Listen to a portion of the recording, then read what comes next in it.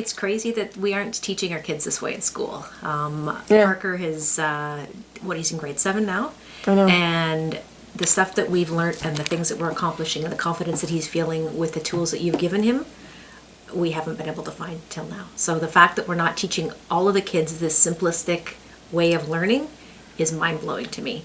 I know when I sit and I listen to some of the lessons, or when I sat through one of your classes, I was blown away at the stuff that I didn't know. I did not know there was a floss rule, amongst many other things. And the fact that we can't get that into our school system en masse is unbelievable to me. But the fact that I can't get it into my child's daily school routine is just But did you read to Parker when he was little? We read to him every night. We were told. Did you read to him during the day? We read to him during the day. We read to him during the night. We did our Dolch words. We did our. Did you do what they told you to do in kindergarten and read those little books? And then some more. Yeah, always. It's been part of my life. I'm a big reader. I love it. So the stories are there for him. We still read at nighttime. He loves it. He loves hearing stories. He wishes he could get through stories.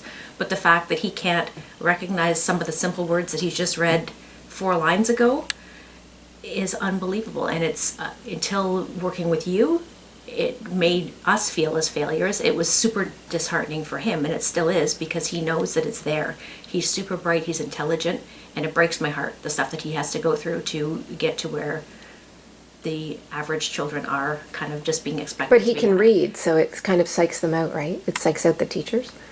He can read. Because he's made He reads. adaptations. How did he read? How did he learn to get that far where he can, like, seem like he can read?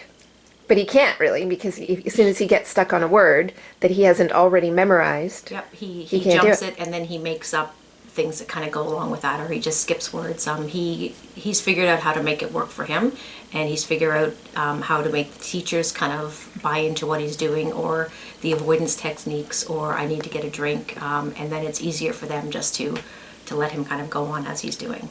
And what's happening now since he's well, wait a minute. Where was he before you came here?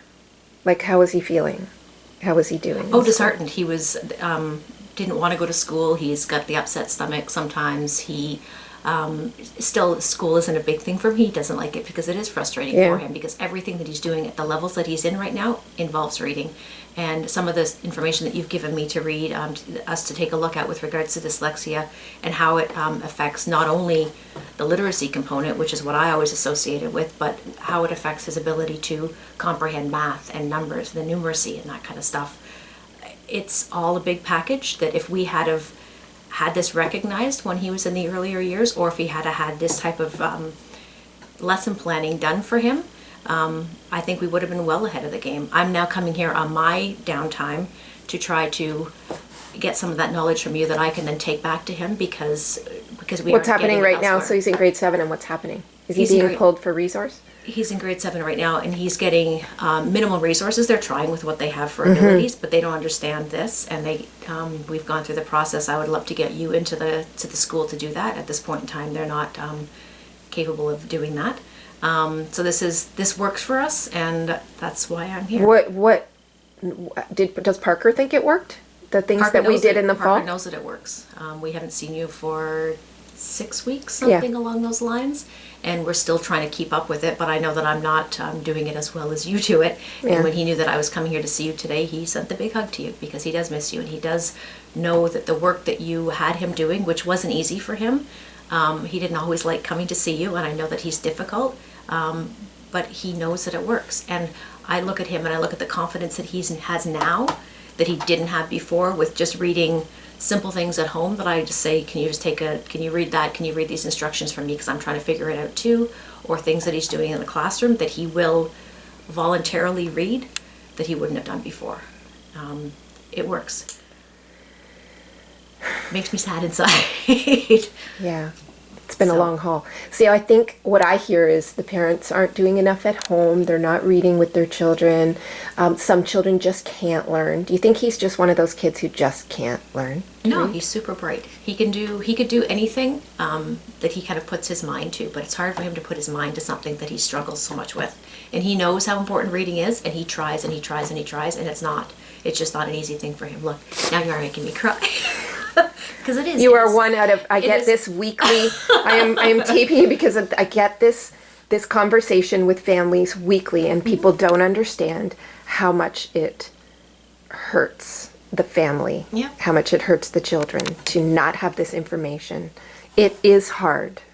It is hard. The lessons are, it's hard, and we provide lots of rewards, but the biggest reward is not good job. It's they know they can learn, I think. Parker started to feel like, oh, I can do this. Yep. In the fall. And he's still, and even now, still, if he stumbles upon a word on something, I get him to sound it out or to do his longs and his short vowels. But they and that say kind that of at school. stuff. They do that at school. They say, they've been telling him for years, sound it out. It's different. It's a whole process here. It's a whole process, and it's gone right back to where he should have been in those early years, that we just weren't.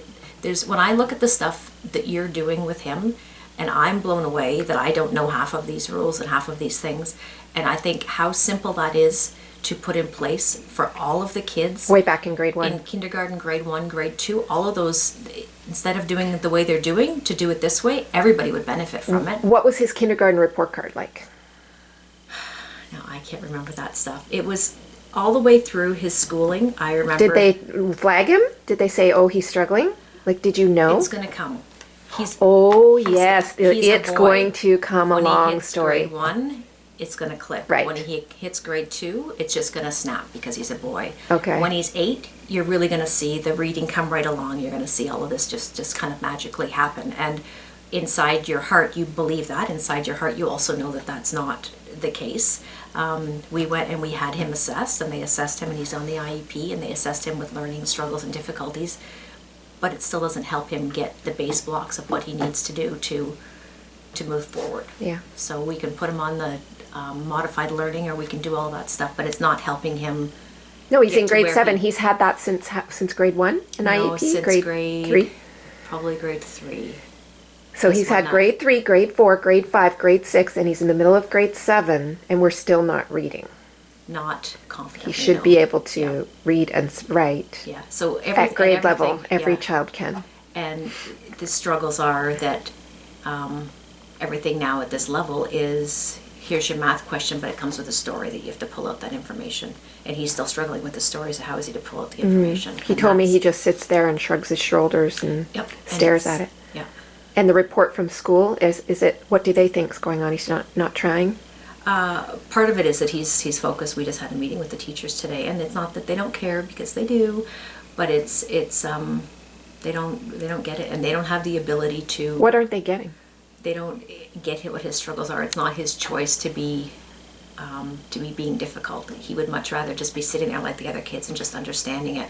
And when he asks for clarification and they tell him the same way they just told the whole class, again for a second time, it still doesn't make sense to him. So he then at that point in time just doesn't ask. It's like pulling them out into the resource center to do more of what already didn't work in the classroom in the first